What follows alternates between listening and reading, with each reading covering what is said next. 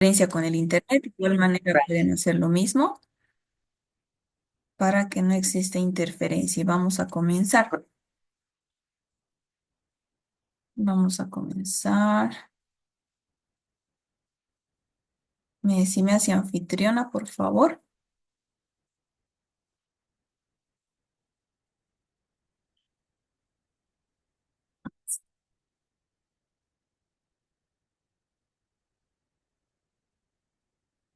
Bien, comenzamos entonces con el tema. Es bastante larguito. Vamos a tratar de sintetizar los puntos importantes. Bien, tenemos entonces trauma y manejo de fracturas. Vamos a ver lo siguiente en la ponencia de hoy. Evaluación y diagnóstico del trauma, principios generales del manejo de fracturas, fracturas de extremidades superiores, fracturas de extremidades inferiores, fracturas de la columna vertebral, lesiones musculotendinosas y ligamentosas que están asociadas al trauma, inmovilizaciones y dispositivos de fijación y complicaciones de trauma y fracturas. Bien. Primero entonces vemos la evaluación y el diagnóstico del trauma. Como sabemos, la parte del trauma es todo un acápite visto desde desde la tele, de no dar características primordiales. Tenemos una primera evaluación, tenemos una evaluación primaria y una evaluación secundaria. Cuando nos llega un paciente traumatizado a emergencias, debemos de realizar esto. Primero, en la evaluación primaria del paciente, pues debemos de ver si hay un sangrado, ¿no? Realizar el control del sangrado es primordial, pues para que no y se complique con alguna infección, etcétera, ¿no? Tenemos también posteriormente el ABCDE, que es lo clásico, que sí, la parte universitaria, que nos indica primero el A es de airway, perdón, que es mantener una vía aérea permeable e inmovilizar. Es muy importante que nosotros nos cercioremos que el paciente tiene una vía aérea permeable, que tal vez no está obstruida por la lengua, hay algún traumatismo a nivel de las vías respiratorias, debemos de ver eso, ¿no? De igual manera, ver la columna cervical. Es muy importante si ha habido un mecanismo de lesión incorporado a la parte de de la región cervical, es importante inmovilizar. El B, donde acá está relacionado a la ventilación. El paciente debe tener una buena ventilación de los pulmones, la pared torácica y el diafragma. No es que el paciente está teniendo una buena ventilación y esto lo vamos a ver cuando el paciente pueda expandir la parte del tórax. En caso de que tal vez tenga alguna dificultad con el ambú, ¿no? Que es donde le vamos a dar el oxígeno o tal vez conozco como está el requerimiento. La C es de circulation, donde pues está relacionado obviamente a la circulación, evaluar las hemorragias y colocación de la vía periférica. Es indudable que en trauma se va a necesitar una vía periférica para que el paciente pueda tal vez reponer algunos líquidos, si es algún tipo de hemorragia grave se pueda reponer la sangre perdida, etcétera, ¿no? Entonces, en la C vemos la circulación. En la de Disability vemos el déficit neurológico. Acá nosotros nos encargamos de evaluar el Glasgow, ¿no? Teniendo siempre las características. Vemos cómo está el estado de alerta, de conciencia del paciente. Tal vez si está en consumo de alcohol y drogas, también debemos de saber evaluar para nosotros tener un buen panorama de cómo está respondiendo la parte neurológica. El E de exposure, donde tenemos acá la exposición, una revisión completa y evitar la hipotermia, ¿no? Debemos de mantener al paciente en una temperatura regular, normal. Sabemos que si está más frío, está con una hipotermia, pues puede tener sus consecuencias, ¿no? Entonces, eso es lo que debemos de valorar. Acá es prácticamente eso, ¿no? Lo que tenemos en esta tabla, esto es sacado de otra bibliografía. Tenemos la viera y la estabilización de la columna cervical, donde lo vamos a hacer de qué manera elevando el mentón y la mandíbula, estabilizando la columna cervical y luego tenemos también la permeabilización de la vía, ¿no?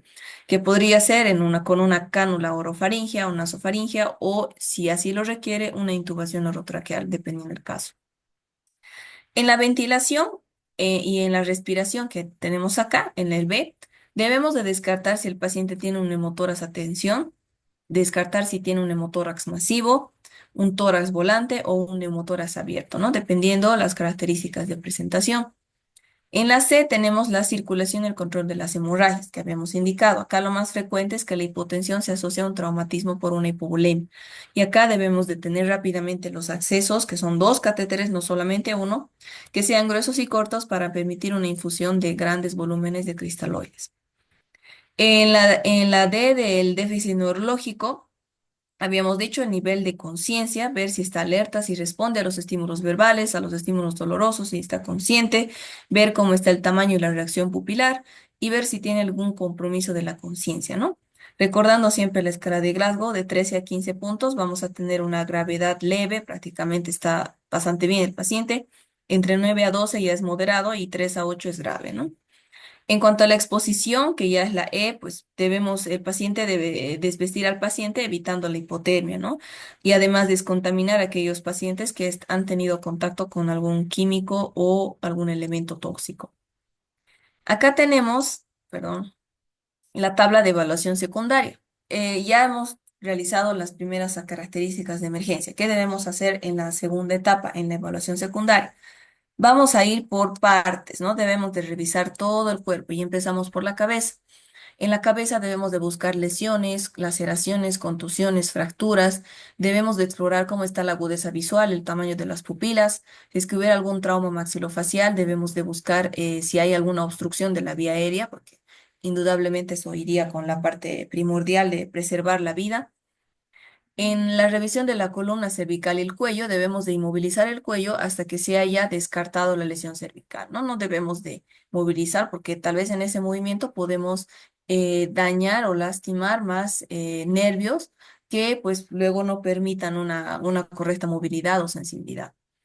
En la columna cervical y el cuello también debemos de buscar zonas dolorosas, algún enfisema subcutáneo, ver cómo está la tráquea o la laringe, si está desviado. En los pacientes que han tenido un mecanismo de alto impacto, ver si hay la ausencia de dolor en la lesión de la columna vertebral, de la columna cervical, y también valorar, ¿no?, el traumatismo maxilofacial. En la parte del tórax, inspeccionar la cara anterior, posterior, palpar también la caja torácica, ver cómo está la sonoridad, evaluar los ruidos pulmonares y cardíacos buscando un neumotórax y un taponamiento cardíaco.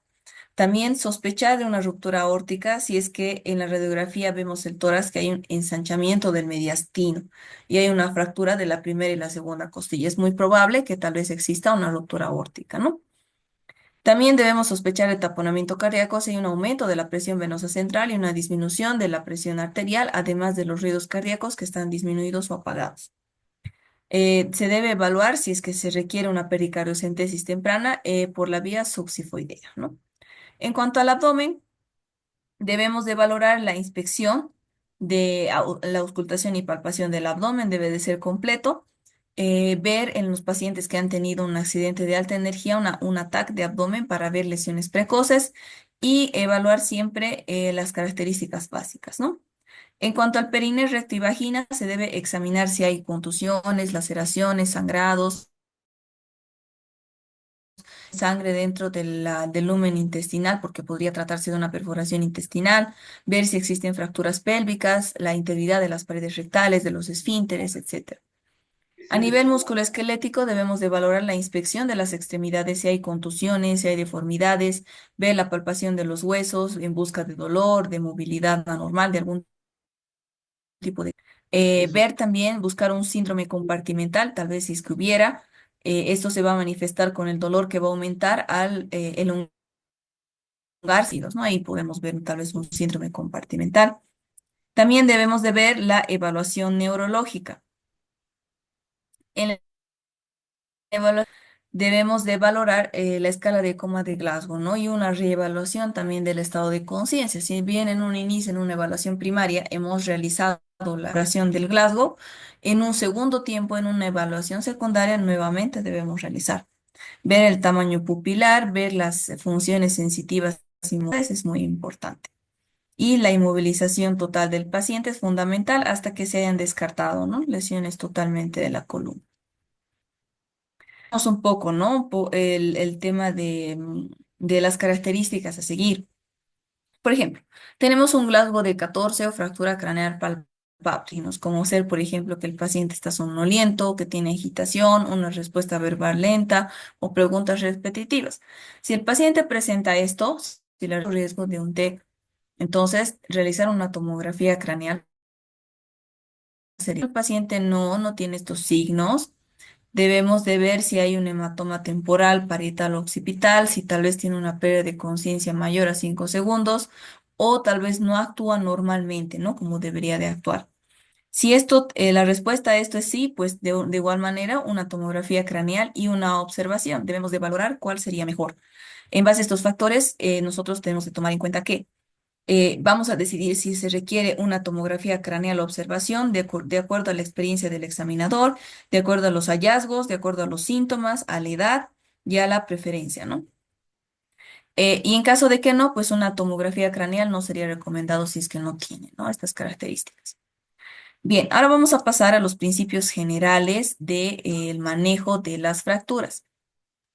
Bien, los principios generales de esto están basados en lo siguiente. Primero, el primer principio es la reducción y la fijación de las fracturas para poder restaurar la anatomía. Es muy importante, pues sí, tener esa reducción y fijación para poder nuevamente consolidar las fracturas y restablecer la movilidad. Segundo, fijación de la fractura con una estabilidad absoluta o relativa. Algunas ocasiones vamos a utilizar un cabestrillo, otras situaciones será una fijación absoluta que inmovilice totalmente dependiendo las exigencias y las características de la fractura, del paciente y de la lesión. Como tercer punto, tercer principio, la preservación de la vascularización de los tejidos blandos y del hueso. Esto con las técnicas de reducción suaves y la manipulación cuidadosa de los mismos. Es importante que el área de fractura siempre tenga una buena vascularización, de lo contrario, pues ese tejido se va a isquemiar y se va a necrosar. El cuarto punto es la movilización y rehabilitación precoz y segura del área lesionada y del paciente con un todo. Debemos de valorar cómo está la movilización y cómo nosotros vamos a rehabilitar de manera oportuna toda el área lesionada, siempre viéndole como un todo, ¿no? Es decir, siempre lo tenemos que ver como una integridad. No debemos de ver al paciente por la lesión, es decir, el paciente de la fractura, el paciente del esguince, no, debemos de ver como una integridad al paciente. Aquí vamos a ver un pequeño video que nos indica precisamente esto. Vamos a ver.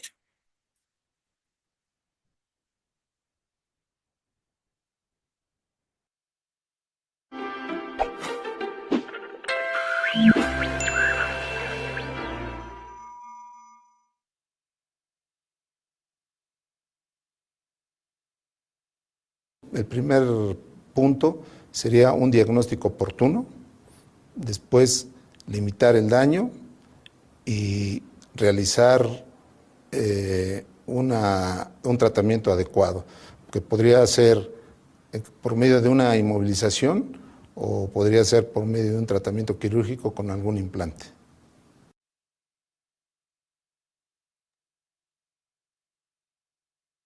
Viene a ser algo cortito, sin embargo, vamos a seguir. Ahora vamos a ver, ya desglosando, las fracturas de las extremidades superiores. Bien. Entonces, primero vemos la patología traumática de la cintura escapular y el hombro. En relación a esto, la patología traumática de la cintura escapular y del hombro va a abarcar muchas lesiones distintas desde el punto de vista epidemiológico. Tenemos las fracturas de clavícula y las luxaciones acromioclaviculares que normalmente se van a producir entre las edades de la segunda y la tercera década de vida. Esto va a ser mucho más frecuente en varones, mientras que en los pacientes ancianos con osteoporosis, las fracturas de húmero proximal va a ser la patología más prevalente.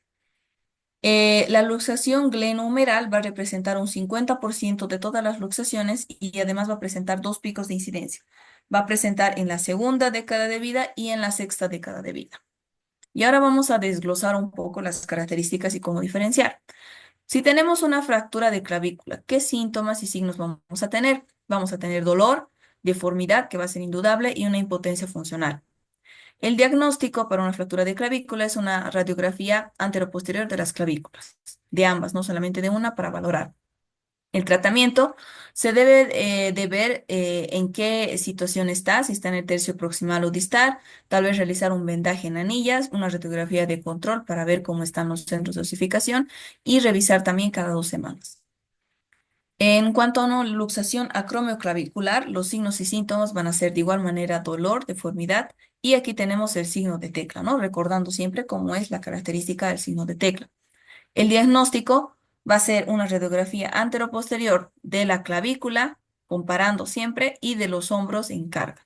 Porque recordemos que es una articulación acromioclavicular, entonces engloba dos, una articulación y dos huesos. El tratamiento va a ser un PAIR externo, si tenemos un desplazamiento, ¿no? Del 100%. En cuanto a la luxación glenumeral, los signos y síntomas van a ser dolor, el hombro en charretera, o que lo denominan, y también descartar si hay una sintomatología neurovascular. El diagnóstico va a ser de igual manera por una radiografía anteroposterior y transtorácica del hombro, el tratamiento, un PAIR interno, una radiografía de control y una revisión también del ACO 3 semanas después. En caso de que tengamos una fractura humeral, signos y síntomas van a ser dolor, una impotencia funcional y podríamos tener un hematoma de de Hennequin mayor a 48 horas, similar con una radiografía anteroposterior del hombro, tratamiento de igual manera con una radiografía de control, un PAIR interno y derivar la COT para poder valorar quirúrgica.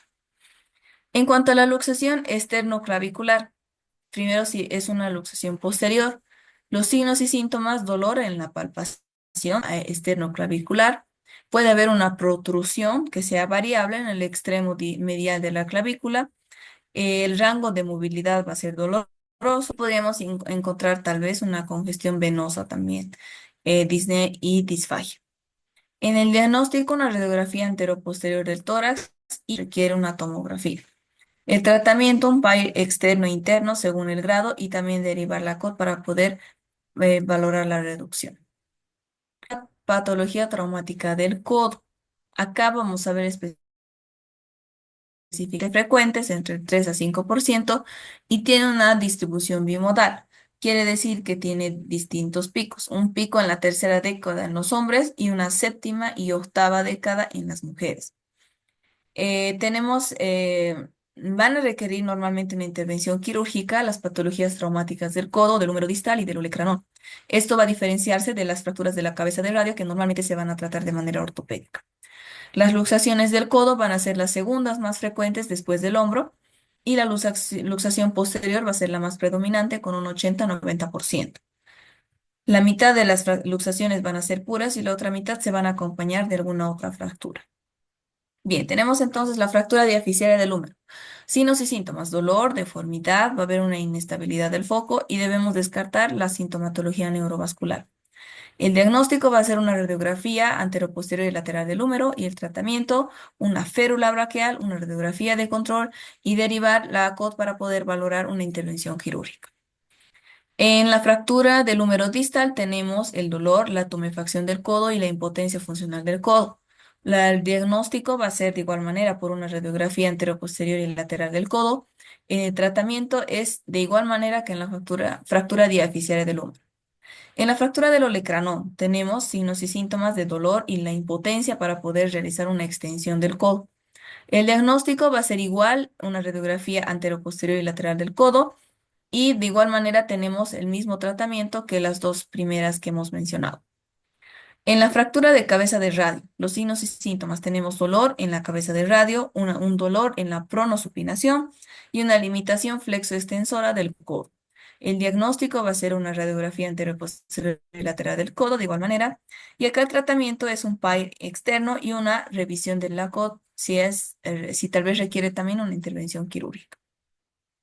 Cuando tenemos una luxación del codo, los signos y síntomas, dolor, deformidad, una impotencia funcional y descartar también si existen sintomatología neurovascular. El diagnóstico va a ser radiografía anteroposterior y lateral del codo, el tratamiento, una reducción cerrada, una férula braquial, una radiografía de control y valorar si es que requiere una revisión o una intervención quirúrgica.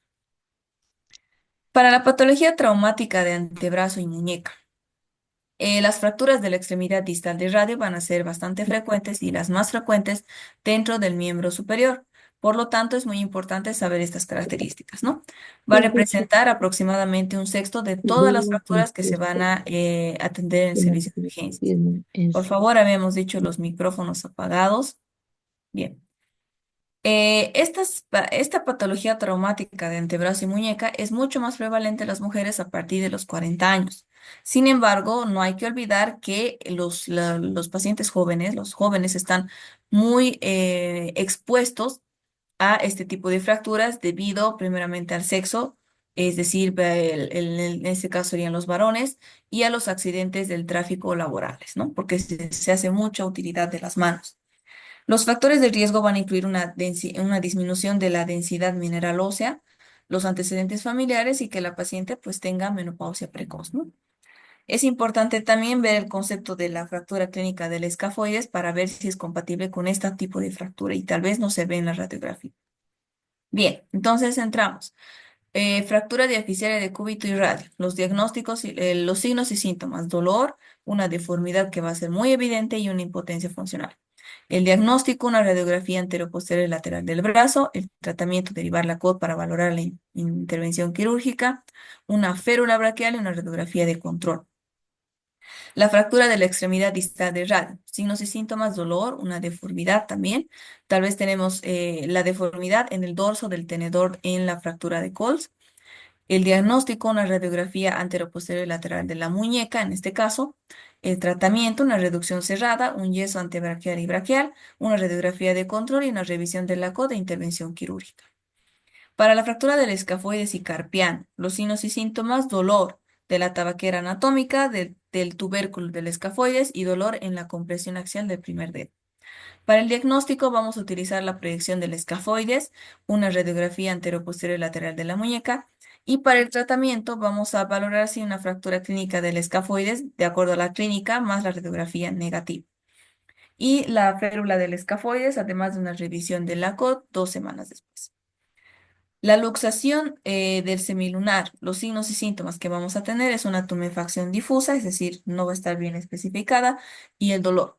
El diagnóstico es de igual manera con una radiografía anteroposterior y lateral de la muñeca y derivar la COD para poder valorar una intervención quirúrgica, además de la reducción cerrada y el yeso antebraquial. Traumática de la mano. Acá las fracturas de los metacarpianos y las falanges van a ser frecuentes y van a constituir un 10% de todas las fracturas. Y recordar que dentro de la actividad laboral se van a producir más del 50%.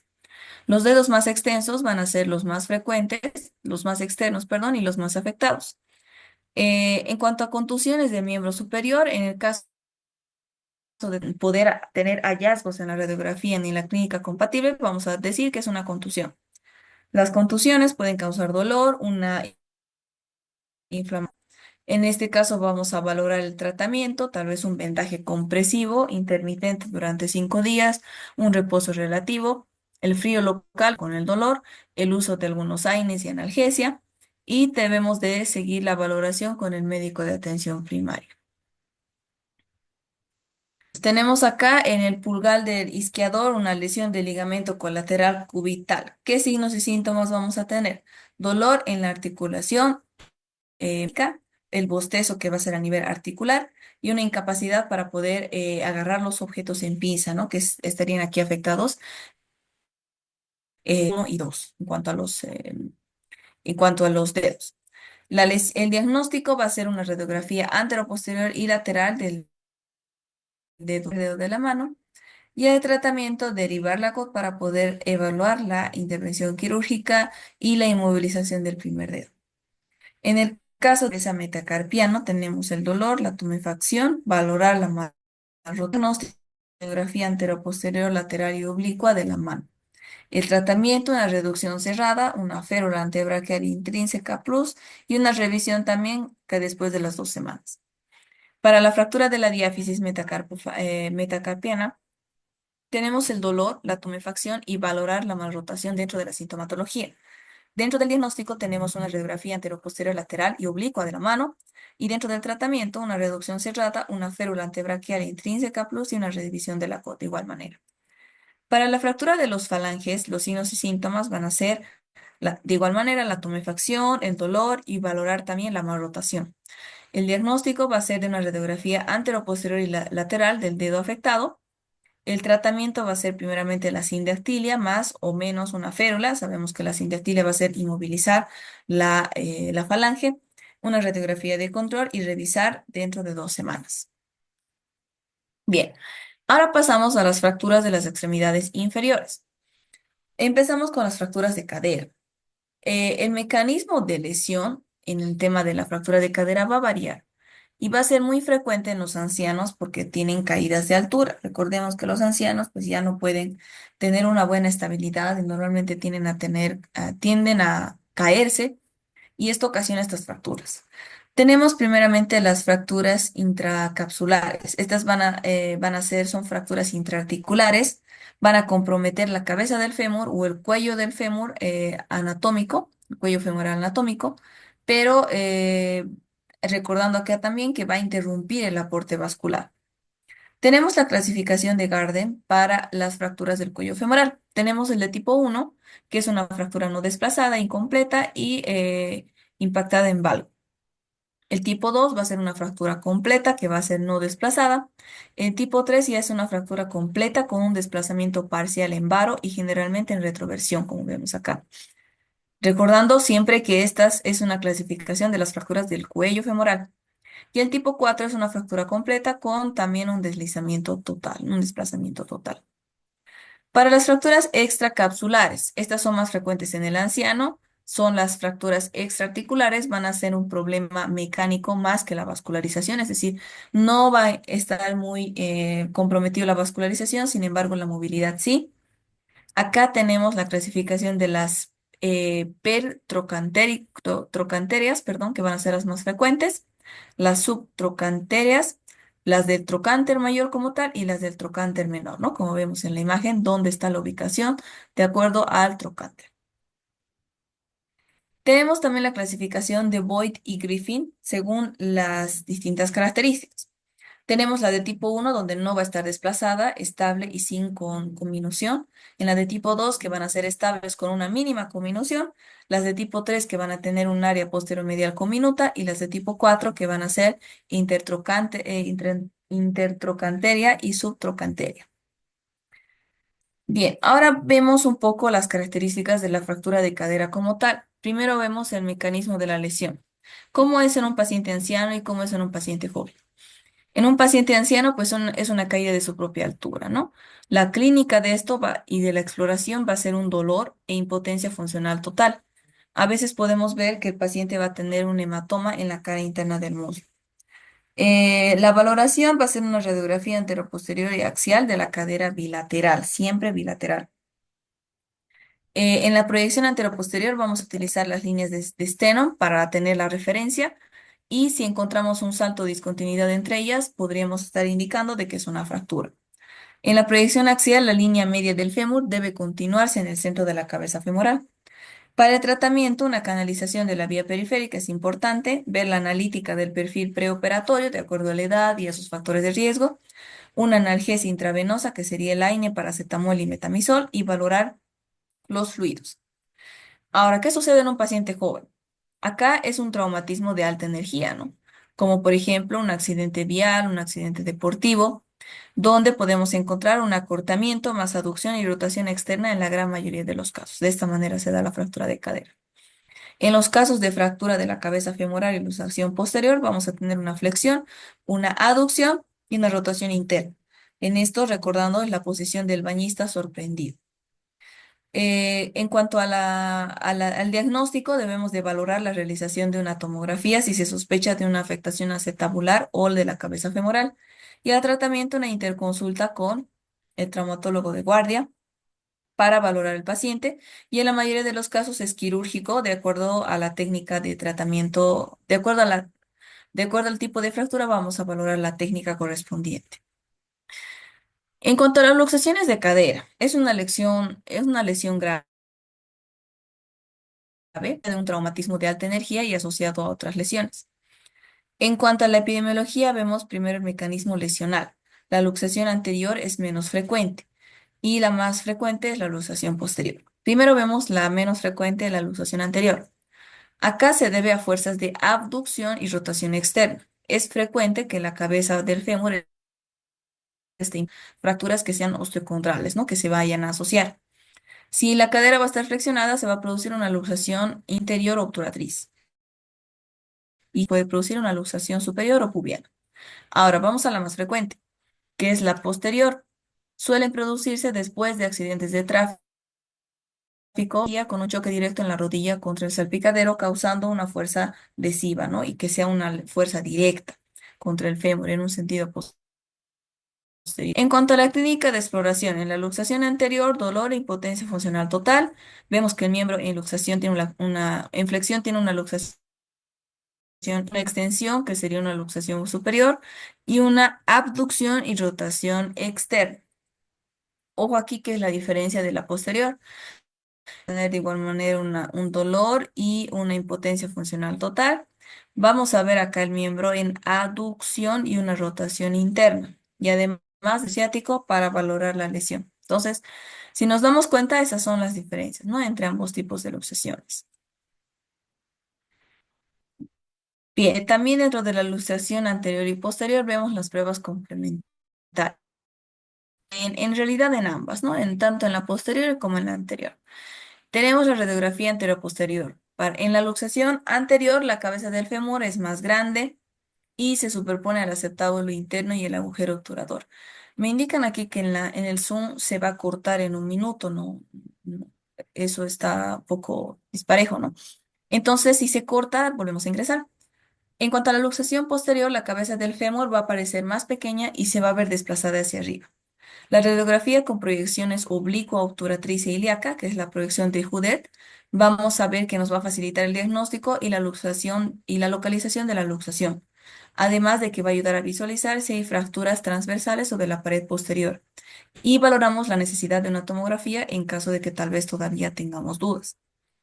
Ahora, para el tratamiento y manejo en urgencias, debemos de canalizar la vía periférica que habíamos indicado, ver el perfil preoperatorio de acuerdo a los factores de riesgo, ver la analgesia intravenosa, que sería AINES, paracetamol y metamizol, valorar los fluidos y una interconsulta